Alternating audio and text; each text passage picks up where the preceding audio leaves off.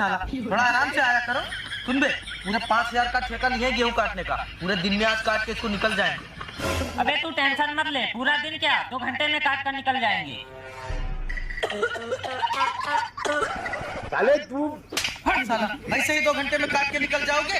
चलो उधर काट। रुको जरा, सबर करो। अबे साले, अबे साले वहाँ कहाँ पहुँच गया बे? वो दूसरे का खेत है।